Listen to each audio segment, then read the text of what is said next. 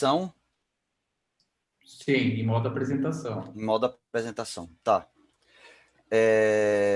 Deixa eu só colocar os rostos de vocês aqui do lado, porque por um lado eu acho legal ver as pessoas, mas por outro lado tá meio no caminho aqui. Ok, eu vou ter que minimizar mesmo. Bom, é uma pena, não vou poder ficar olhando para vocês, mas boa tarde, pessoal. Agradeço muitíssimo ao Rafael e ao Lincoln pelo convite. Eu só queria pedir uma desculpinha rápida, porque eu conversei com algumas pessoas antes da apresentação e é possível que haja alguns membros da audiência ou algumas membros da audiência que não entendem português. Então, por causa disso, eu vou fazer a minha apresentação em inglês, tá? So, hello, everyone. I'm extremely happy to be here today. I feel right at home at VEM. I was one of the organizers last year together with Igor Visi. I presented a paper that was actually a seed for the work that I'm going to talk about today in 2018. So it's an event that I hold really close to my heart. And before anything else, I would like to make it clear that this is work that's been conducted in cooperation with Delano, Heidney, and Fernanda. Fernanda was just here chairing the previous session. They did most of the work I'm presenting, basically. Delano is a PhD student at UFPE. Heidney is a master's student at UFPE. And Fernanda is a postdoc at KTH Royal Institute of Technology and also Delano's co-supervisor. But okay, I want to start talking about, I said that VEM, I hold VEM very close to my heart. I want to talk about another subject that I hold very close to my heart, which is One Piece. I love One Piece. I love the characters. I love the world building. I love the funny parts. I love the serious parts, the sad parts. Eiichiro Oda is a genius. For those who don't know what One Piece is, it's a manga and anime, a Japanese comic book and animation. It's got this very rich world. It's a very successful comic book. It's actually one of the 3 best-selling comic books of all time. It's only behind Superman and Batman, but it will reach Batman in a couple of years. Mark my words. And the thing that I like the most about One Piece, besides the characters, it's the world building. The world is really rich, colorful, full of locations that, even though we're talking about a high fantasy series, they feel like real places, you know? I mean, within those distorted laws that do not care about physics or human beings that are anatomically impossible, the places make sense. The world even has a rich history. And one of the characters, this girl here, Nico Robin, is an archaeologist that's trying to decipher the history of this world because it's actually hidden. But this is not an easy task, because in order to decipher the history of this world, she has to read these gigantic stone slabs called the poneglyph. And the poneglyph are written in this ancient language. They are really hard to come by. They're hard to find. And more importantly, there's only one person in the entire world who is able to understand what's written in the poneglyph, and that's Nico Robin.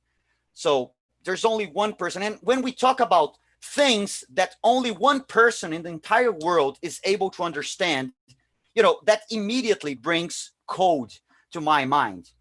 This is an example of code that was part of an IOCCC, or International Obfuscated C Code competition.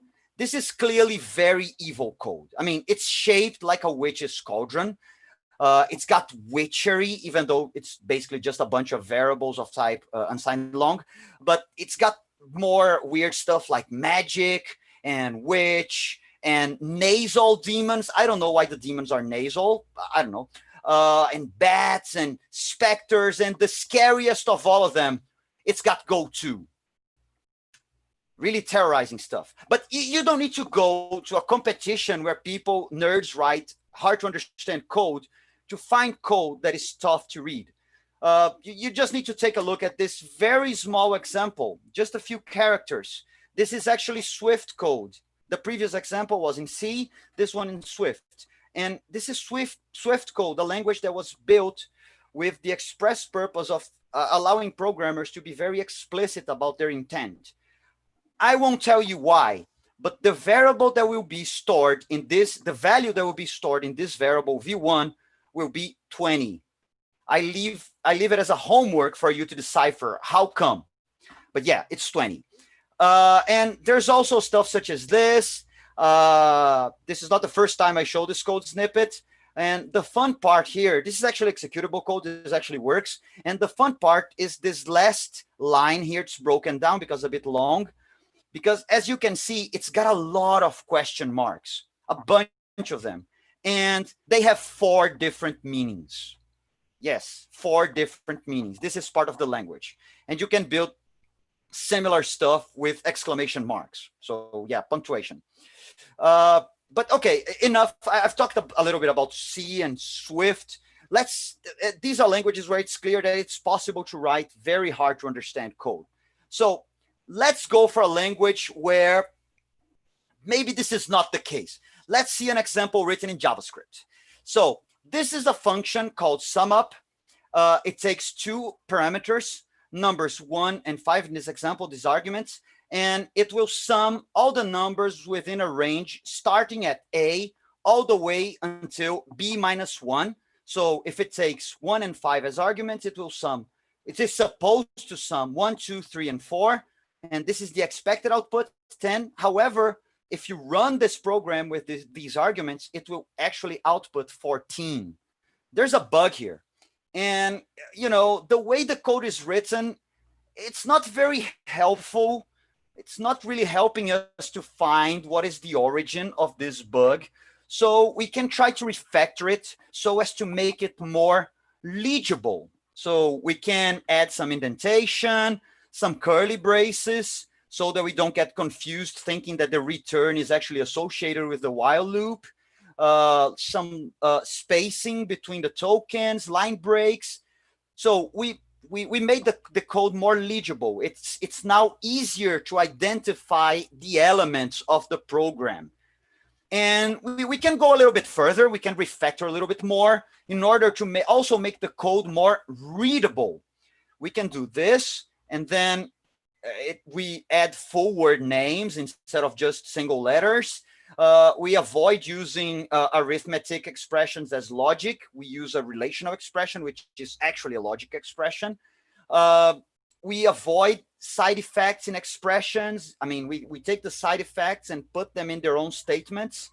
And now the code is actually more readable. I mean, it better communicates the intent of the programmer. It arguably makes it easier to read and apprehend what the developer of this code snippet actually meant. So now it's easier to find the bug. It's very, very straightforward. We just need to switch these 2 lines 5 and 6, just swap them. And we have 3 different code snippets that have the same functionality, but are written in different ways. So they do the same things, but arguably we have one that is more readable and legible than the other one because we made some choices that are different. And I mean, there are many different choices that a programmer can make while writing code so as to make the code easier to read or easier to identify the elements. But we don't know for sure what are these choices. For example, what we would like to know on the medium to long term is whether, for example, factorial written using recursion is actually easier to understand than a factorial written using a while loop or a factorial written using a for each loop. Now, about to get bloody. We're about to get into bloody territory. 2 or 4 indentation spaces. Which one makes the code easier to read? I know there are people that are willing to kill for this, so I'm not going to make any jokes, but we don't know for sure. There are a few studies, but I mean, we don't have a well-known, well-established rule of thumb, or one space or 8 spaces, or whether we should use forward names or abbreviations. I mean, for some, it may be obvious that this one is more, it's easier to understand. However, so many people use this one that it makes you wonder, I mean, maybe this one is actually easier. I don't know. So these are the things that we would like to know on the long run. That's the kind of thing that we want to know. We would like to build a coding style guide that would help developers build code that is easier to understand, depending on the context, of course, because easier to understand depends on who is reading. However, we haven't done that. We're still in the process because this is still work in progress. And the reason why this is still work in progress is because we faced a detour. And the detour is that while thinking about which approach, which solution is easier to understand, we got stuck in a more basic question. What does it mean to be easier to understand? And that got us really hooked. I mean, we couldn't let go of it. So we decided to study this in a little bit more detail. And this is what I'm going to talk about in the remainder of this talk. I can rewrite the question in the previous slide with a bit more detail, a little bit more formally, like this. How do human-centric studies evaluate whether a certain way of writing code is more legible or readable than another one? As you can see here, I introduced a new element, the human-centric, because we want to take a look at studies that verify how humans behave when faced with these different solutions. I mean, whether a human actually has a harder time reading recursive code than loop code, or vice versa. So we want human-centric studies. And we can refine this a little bit further into these two research questions that we hopefully we will address. What are the tasks performed by human subjects in empirical studies? I mean, what do these studies ask these human subjects to do in order to analyze readability and legibility? And what are the response variables of these studies? In other words, what do the researchers look at when they're trying to determine which solution is better? So these are the two things that we're interested in analyzing. And in order to do this, I mean, we can just conduct a primary study ourselves. It would never have the kind of scope necessary for us to be able to address these two questions. We have to look into previous studies. We have to look into the literature. So we decided to conduct a systematic literature review. We were very careful with the protocol. It's described in detail in a paper that we published this year at ICSME. Hayden would never allow us to take shortcuts. So we had to do all the steps with lots of care. So I'm not going to go into a lot more detail about this, except for mentioning the exclusion and inclusion criteria. So whenever a paper meets one of these exclusion criteria, it's out. We were not interested in it. So if the paper is not about readability or legibility, we're not interested. If it's not a full paper, we're not interested. If it's a paper about program comprehension aids, assists, we're also not interested, because we would need to cover a lot more ground, and it would probably not be feasible with the human resources we have.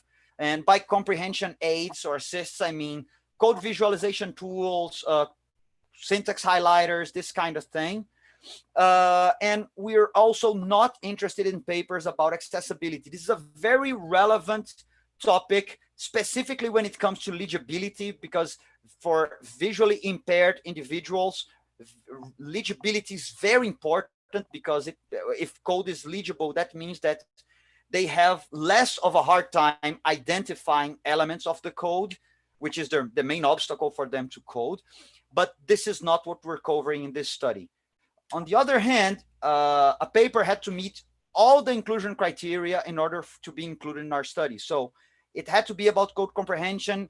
It had to be an empirical study where the humans do the job, they don't just run a tool. They have to actually perform tasks, and their performance in those tasks is compared. So we're talking about studies with this characteristic. We're interested in studies that analyze alternative ways of writing functionally equivalent code, like in the examples that I've just presented to you. For example, loops versus recursion, one indentation space versus 8 indentation spaces, and everything in between, this kind of thing. And we're looking into fine-grained program elements. And this is a little bit fuzzy. And yeah, we don't have a formal rule for this, but generally the rule of thumb that we have followed is, if we can't perceive the differences by looking at just a single function, then it's probably outside the scope of the paper. So for example, there are some studies that attempt to compare different paradigms, like which one is better, object-oriented programming or functional programming. So that's too broad. We're not interested. However, studies, for example, that compare static typing versus dynamic typing, you can see the effects even if you look at just a single function. So this kind of study is included if it meets the other inclusion criteria. So overall, we found 2,843 documents. Among these, 54 were selected. They were not excluded, and they met all the inclusion criteria. 30 of these studies are exclusively about readability, 7 are exclusively about legibility, and 17 tackle both. So now, looking specifically at the research questions of the study, what are the tasks performed by the human subjects in empirical studies? So we made excruciating analysis of the many different kinds of tasks, attempted to combine them into categories, and we found 3 high-level categories of tasks that human subjects are asked to perform. They're asked to provide information about the code, to do something about the code, for example, fix a bug, or to provide their personal opinion about the bug. For example, when they're asked to provide information about the code, they're asked questions such as, what does this code snippet do? Or what is the output of this small program when it receives a certain input? Or is this variable in the code? So these are the kinds of questions. On the other hand, when they're asked to act on the code, it usually involves tasks such as finding and fixing bugs in the code, or implementing a new feature based on a predefined specification, or filling in the blanks so as to ascertain that a program actually compiles. And when they're asked to provide their personal opinions, they're asked to, for example, to rate how legible or readable a code snippet is according to a Likert scale, or they're presented with 2 different snippets, functionally equivalent snippets, but implemented in different ways. And they're asked to pick the one that they find easier to understand. And sometimes they're provided with more than one task. And then after they perform the first task, the second one consists of providing their personal opinion about how well they think they went in the first task. This is a sort of indirect measure of how easy or hard it was for them to understand the code. So for this first research question, the most popular tasks were these 3. Explain what the code does, usually at a high level with a natural language. Answer questions about code characteristics. This may be questions that the subject has to answer by writing with natural language, or just by picking an option amongst many selected, or by predicting a number that the program will output, or providing opinion about the code. So all of them are fairly popular. And one thing that caught our attention is that 37%, that is more than 1/3 of the analyzed studies, employs a single kind of task. In other words, they're a bit narrow in scope. So now about the second research question, what are response variables of these studies? So we found a large number of response variables. As you can see, if you sum up these numbers, you get more than 100 different response variables. So we also categorize them. Correctness is by far the most popular category. So we're talking about ways of assessing whether the subject answered a question correctly or correctly identified the cause of a bug, this kind of thing. They're also often asked about their opinions, as I mentioned before. Time is often used as a response variable. Fortunately, it's never used as the single response variable because time by itself in for this kind of study does not mean very much. I mean, I can take a very, very, very long amount of time and respond correctly. But if I don't know, if the researcher does not know that I have responded correctly, that time, it will make it look like I had a very bad performance. And there are also these two categories down here that are a bit newer, They're the subject of more recent studies: visual metrics and brain metrics. Visual metrics usually involve the use of eye tracking equipment, and they do stuff such as attempting to identify the parts of the code where the subject's gaze was fixed for a longer amount of time, because this is probably a proxy for how hard it was for the subject to understand that part of the code. And brain metrics try to, well, as the name implies, capture information from the subject's brains by doing like MRIs, this kind of thing. And they attempt to analyze which parts of the brain are activated by different tasks and in which ways they are activated. Unfortunately, I won't have time to talk about all of these. I only talk about correctness, but they are all explained very carefully in the paper, so please check it out. About correctness, there are two different dimensions of correctness. It may be objective or subjective. Objective means that there is a correct answer, a sort of single correct answer, a set of correct answers for a question. This is the case for when the task involves a multiple choice question or involves a subject trying to guess the output of the execution of a short program.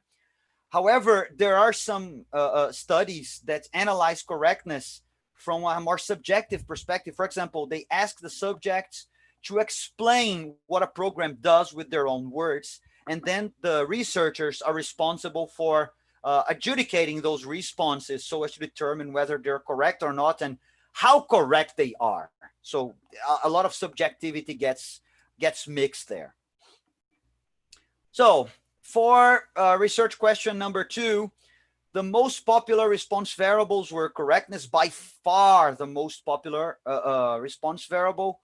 5 out of every 6 studies employed correctness in some way, and I'll talk more about this in a minute. Many studies employed personal opinion, and many studies, half the studies, also measured time. It's important to mention almost a third of the studies employed a single response variable, which is a bit troublesome. And 1 in every 6 studies, that is, every study that did not measure correctness, relied exclusively on personal opinion. And personal opinion is a very tricky response variable. If you have ever conducted an experiment where you try to contrast the performance of the subjects in a given task against their opinion about what solution, what approach is better, you probably have seen some case where opinions and results are diametrically opposed. They are completely different. I know that I have seen that, and I have read a number of other studies where that happens. So relying exclusively on personal opinion is a very bad idea for a scientific study, where there are other variables that can be used. Sometimes personal opinion is all you have. Self-reporting is all you have, but that's not the case here. Okay, but correctness is very important, right? I mean, 5 out of every 6 studies employed correctness as a response variable. But, correctness is complicated because correctness may be about correctly predicting the output of a program, or correctly summarizing what a program does, or correctly recalling parts of a program, or correctly fixing a bug, correctly adding code to a program, correctly filling in the blanks of a program that has some missing parts. So there are many different notions of correct. For example, another example, correctly writing tests for a program is another notion of correctness. So there are many different ways of thinking about correctness. And, this sort of begs the question, which one should a new experiment pick? I mean, if I want to devise a new experiment that aims to assess code readability or code legibility, which correctness is the most correct one? Yeah, that's tricky. That's hard to respond. And maybe we should think, we should tackle this issue from a different perspective. I mean, the answer for this is clearly, as is the case for most interesting questions in science, it depends. But the point here is, on what does this depend? And it depends on what kind of sort of real world activity you're actually trying to emulate when you conduct the experiment. So the main idea here, and the reason why the title of the talk is Program Understanding as a Learning Activity, is that we think that researchers should think of program comprehension, program understanding tasks in terms of the competencies they should assess. And I mean, I can mentally hear a number of people saying, that's what I do. Of course, that's what I do. Okay, maybe it is what you do in your studies, but in the studies that we have analyzed, that's never clearly specified. I mean, the choice of response variables usually related to correctness that are picked seem to be completely arbitrary. It's never clear why those were the response variables that were selected. But in order to be more explicit about this, researchers need to be able to explain why they have chosen those response variables. And they need a certain response variable because they want to evaluate a certain competency. And when we talk about competencies, this also brings to my head the notion of cognitive skills, and which are used as sort of synonyms in the area of education. So this is the question that researchers should pose to themselves when designing studies on code understanding, on program understanding. What are the cognitive skills or competencies that are required by different tasks and response variables? Or what are the cognitive skills or competencies that you want to assess that your subjects have? This immediately brings to my mind some courses where I have taught and that I teach, because whenever I design a new course, I always try to make the intended learning outcomes of the course clear, because this helps me, for example, this helps me to communicate to the students what they're expected to learn, to be capable of doing by the end of the course. And it also helps me to build assessments that focus specifically on those competencies, on those cognitive skills. But if we're talking about cognitive skills, about intended learning outcomes, if we're already delving into education territory, we have to talk a little bit about Bloom's taxonomy and its more famous counterpart, Bloom's revised taxonomy, which is an approach devised many decades ago to organize learning in increasingly more sophisticated levels of competency. So it's basically a way to talk about learning. It's a way to understand the understanding. So it starts at a very basic level where students are expected to remember facts. And for each one of these levels, there are a number of verbs that may be associated with the competencies that the students are expected to acquire by the end of the course. For example, if students are able to understand something, they should probably be capable of classifying or describing or discussing or explaining that thing, or recognizing it or reporting it, this kind of thing. So it starts at the most basic level of remember and goes all the way up to create, where students are expected to produce new or original work. Bloom's taxonomy is a basis to design evaluations. It's in widespread use by teachers, instructors everywhere. I use it. You probably use it. If you're a teacher or an instructor, you probably use it as well, even if you don't know you do. And what we think we should do here is, okay, this guy, these guys, no, not just one guy, these people have thought about a way to understanding and to put it into words. So we should probably bring this to code understanding tasks. And that's what we did. But we had some help along the way. We found a paper, a very nice paper by Ursula Fuller and colleagues that attempted to bring Bloom's revised taxonomy to the realm of computer science. But let's be frank here, even though they use the term computer science, this is actually about software engineering. So what the authors did was they took the pyramid and they spread it along two dimensions. One is purely cognitive and the other one is more practical, because software development is an inherently practical endeavor. So along the interpreting dimension, we have remember, understand, analyze, and evaluate, these competencies that also appear here.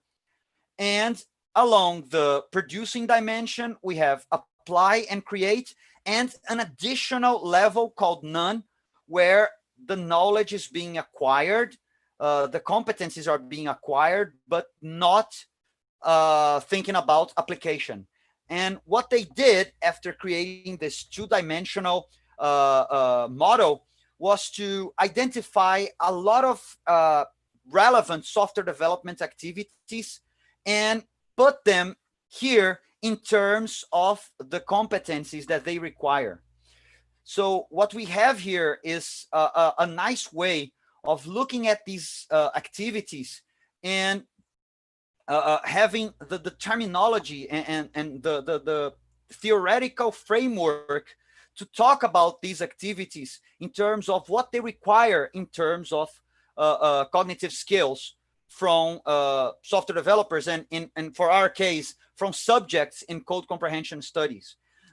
We actually enriched this model with two more activities that are specific to code understanding studies, because these activities are part of code understanding studies that we have analyzed, but we could not find counterparts for them here. And just another observation, refactor here, we decided to maintain the terminology that Fuller and colleagues had thought about, but what they mean by refactor is not really, refactor as in applying a refactoring from Eclipse or IntelliJ. This is more actually about re-engineering. So this actually involves design, modeling, debugging, analysis, implementation. This is a very high level in terms of required cognitive skills activity. This is why it's located here, because if we think about those simpler refactorings, I don't think they would be here, right? They would be much lower in terms of requirements. Okay, so we can use this to take a look at the tasks that we have identified in the literature review, so as to better, to break it down into the kinds of competencies that each task requires. So, for example, work where subjects are asked to answer questions about code characteristics, they sometimes involve the ability to inspect the code and identify static elements, for example, to determine the type of an expression.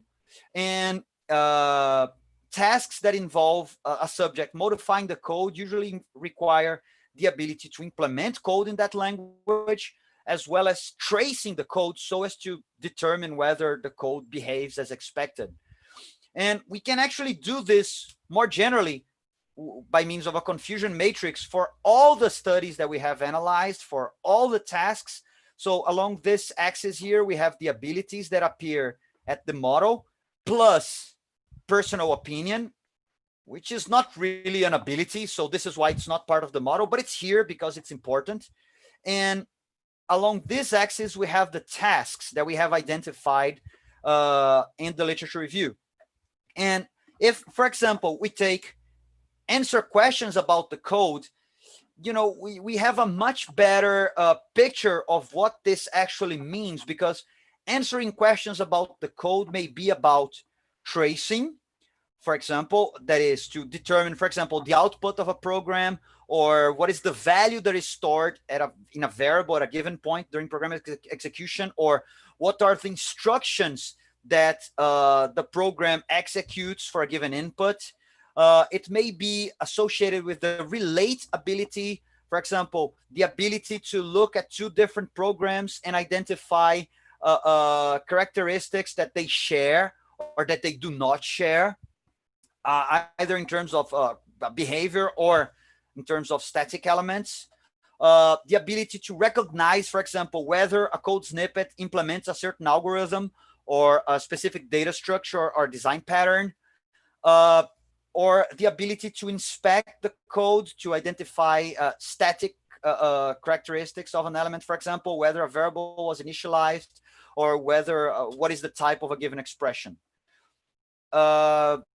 We also took this model and created a heat map with the prevalence of these abilities when looking at the studies that we have analyzed.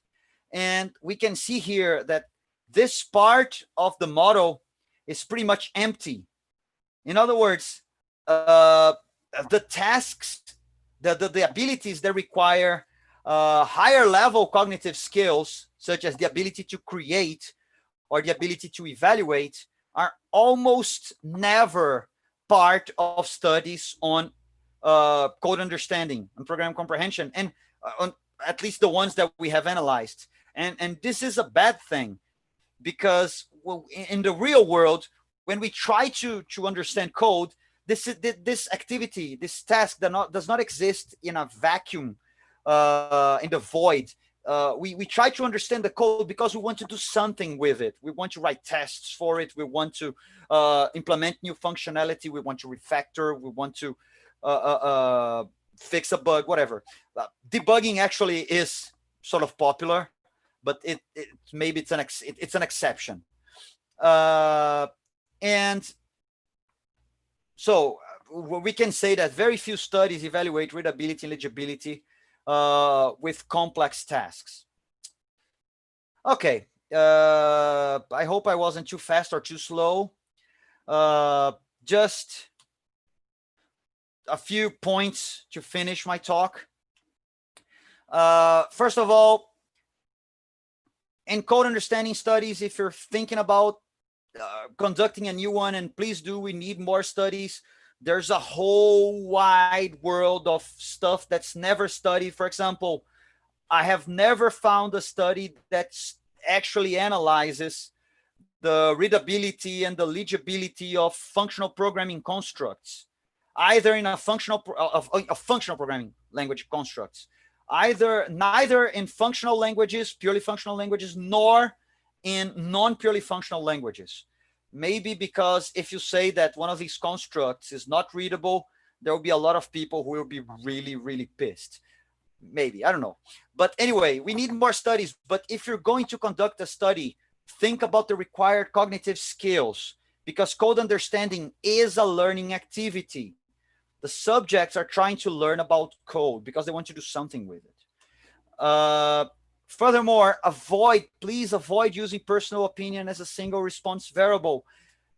You should only, self-reporting is fine as long as it is a complement to other response variables that can give you a more objective measure of what's going on. Personal opinion by itself in my opinion, of course, this is my personal opinion, so you can disregard it as much as you want. But in my personal opinion is just like time. By itself, it's meaningless. In addition, please consider tasks that require higher level cognitive skills. You don't need to focus exclusively on them, but looking at them is important because this is the kind of task that the real world demands. And I mean, knowing that a given construct is easier to understand for very small code snippets, it's okay, it's fine, it's relevant information, but it's not directly applicable to the real world. And just to finish with a provocation, talking about something that I did not mention at all during my talk because it was not the subject of my talk, but it's a nice provocation. You know, we're always hearing about readability and legibility when we study software engineering in college. Software engineering professors talk a lot about this. Object-oriented programming professors talk a lot about this. Sometimes introductory programming professors talk a lot about writing code that is easy to read. However, you know, code that is easy to read is not necessarily easy to write. And there's sort of a tension here. I always think about list comprehensions in a language such as Python when I think about this, or generators, more general than list comprehensions, because it's very easy to write a list comprehension within another list comprehension, within another list comprehension, like 7, 8, 9 levels of list comprehension nesting. And it flows really well the first time you write. It works fine. However, the next day, you have a hard time understanding what it means. So I haven't seen much work that tries to strike a balance between ease to write code versus the ease to read code. And I'd like to hear more about this kind of work. So that's all I have to tell you. Thank you so much for staying with us until the end of this talk. Just one thing that I forgot to mention at the beginning of the talk, most of these slides were actually not made by me. They were made by Delano, Hayden, and Fernanda. And I thank them from the bottom of my heart for being great collaborators. And I also had some input from Professor Hidehiko Masuhara from Tokyo Tech. Some of these ideas actually came from him, so I'd like to give due credit. So yeah, that's it. Thank you. Thank you, Fernando, for this nice presentation. So on behalf of VEM organization, I would like to thank you for your presentation.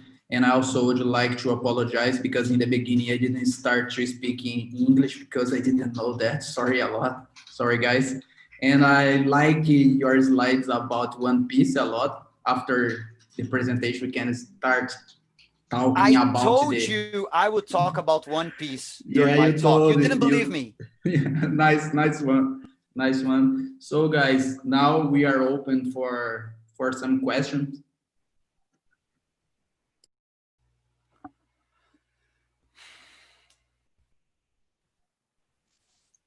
Thanks, Fernando, for the nice talk.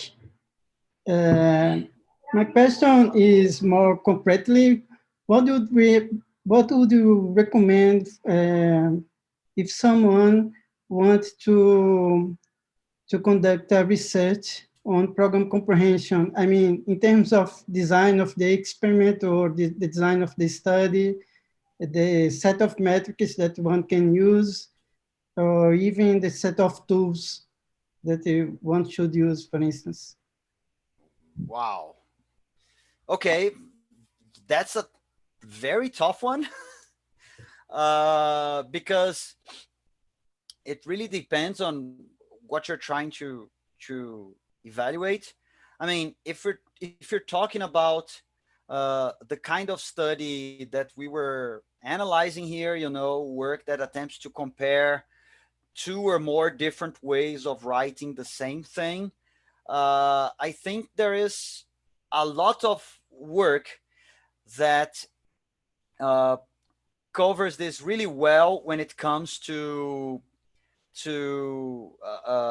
those more narrowly scoped activities, like, you know, guessing the output of a given program.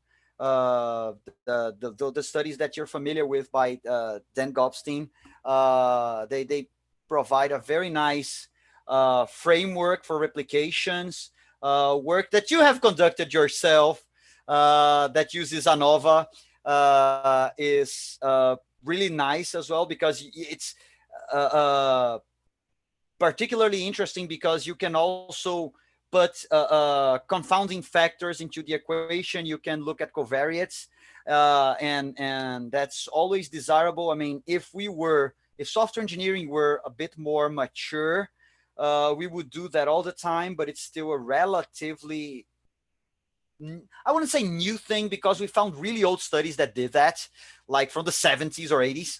But it's a rare thing. It became more common in the last few years. But one thing that I would recommend, that I hope I could convey this with this talk, is to not focus exclusively on this kind of task. Because, you know, this kind of task arguably is what an experimenter would do in a real lab, you know, with real science, not computer science, you know, real science, like chemistry or biology, this kind of thing. But for us, we're a very applied area. You know, computer science has a lot in common with engineering, in the same way that it has a lot in common with math and with the social sciences. So it's a very sort of cross-cutting area. And considering this scenario, you also need to look into more practical situations. So it's interesting to go with static analysis studies, where you provide a sort of a system, and you ask, even if a small one, but a system nevertheless, not just a piece of code, and you ask the subject to do something with it, like write tests for that, or fix this bug, or implement this new functionality. This is harder to conduct because it takes a lot of time. Planning is hard. Dealing with confounding factors is much more difficult. But it's life, you know. Life is like that. Life is not 10 lines of code snippets that you can easily read, unless they come from the IOCCC. Even if it's just 2 lines of code, you won't be able to read. So yeah, I sort of escaped from your question, because we could have a very long chat, ideally at a bar, about this. Yes, that's cool. I see it. The problem seems like internal versus external validity, right? So most of the It's studies always the focus case. on internal validity, and perhaps we should conduct this kind of study using other methods like a case study for a long time in industry or something like that. And another thing that I would recommend, even if I may be dooming you to never publishing your papers, is do replications, perform replications. Because one of the reasons why we have such an immature area, where we don't know, you know, when we were looking at the very basic tools of our trade, like programming language constructs, stuff that we use every day, our choices are still based much more on personal opinion than on data, because we're such an immature area that never does replications and thinks that replication is apocrypha, and it's something that you should never do if you want to get your papers published. We need replication. I mean, in the area of medicine, you can find more than 100 papers targeting the same research question. More than 100 papers. Why is it that it's so hard in software engineering to find 5 that are directly related to the same research question? For most questions, you only find 1. That's okay. But it's very rare to find like 2 or 3. So, yeah. Thanks, Boniface, for your question. So, guys, who would you like to ask you for Castor?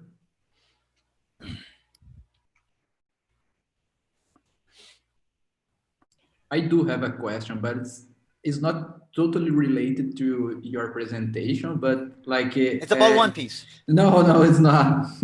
Okay. Do you have any clue which is the best programming language to start to code? You really, really want people to hate me. I can see your evil plan. You're just like that Cauldron program that I've shown. You use go-tos all the time. I can see it now. I mean, there's no answer for that. I mean, what do you want to do? Okay. That's my answer. What do you want to do? Because that will dictate what is a good language. And no, it's not JavaScript, Fernando. Stop that. No, I mean, like for the fishman, you know, I just started to learn how to code. You suggest me to go to JavaScript, Python, Java, you know. Man. Say a name. What I use with my students, COBOL. the very first thing, to be quite frank, the very first thing that I use with my students is he muted himself. He's muted himself. Nice. I muted myself. Yeah, for sure. Oh, no. Actually, it's failing. I didn't press anything. I see. Do you hear me now?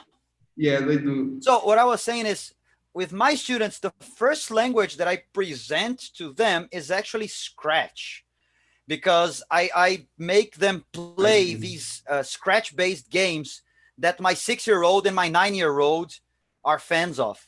I mean, I usually tell the students, I mean, if my girls can play this, you adults or teenagers can also do it. So that's their first contact with programming. But then I usually transition to Python, and I have a lot of complaints with Python.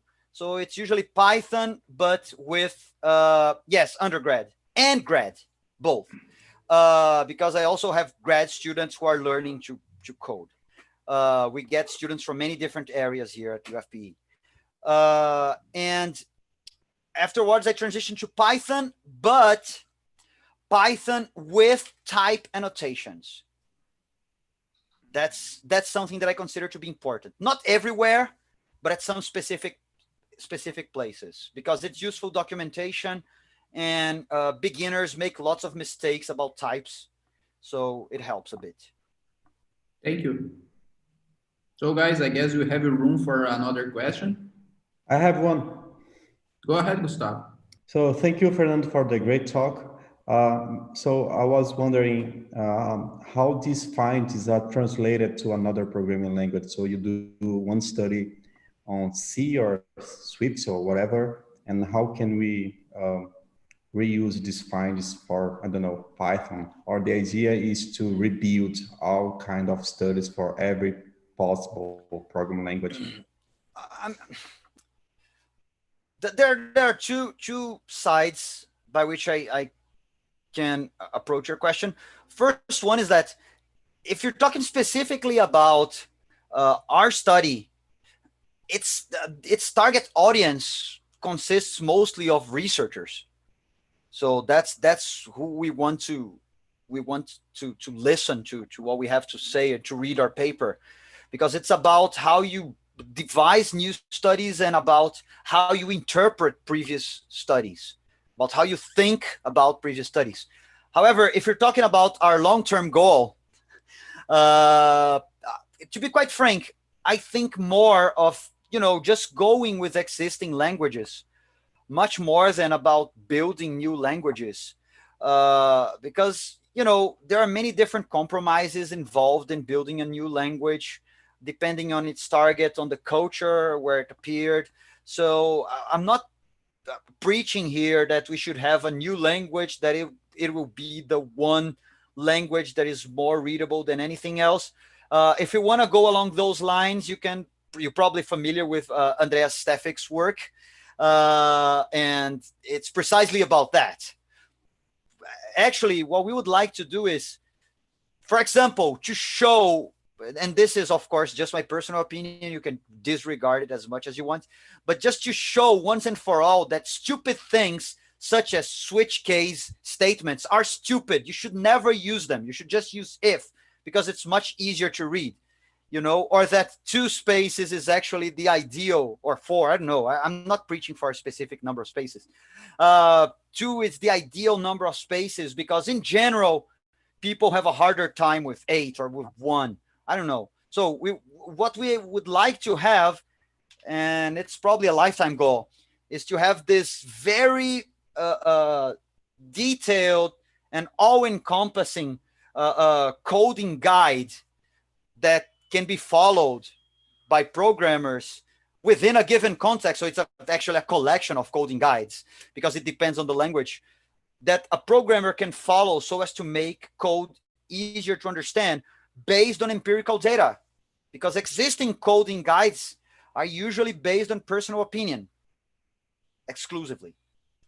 So I think more along those lines. I don't want to change anyone's favorite language. You know, you don't discuss religion. Okay, guys, in order to stick to the schedule, we need to finish the presentation here. However, you can make questions to Castor in Discord, okay? So stay tuned with us, because we are going to now the closing and the awards of the event, okay? Thank you a lot, Castor. Thank you. Thanks. Lincoln, are you there? Is still there? Let me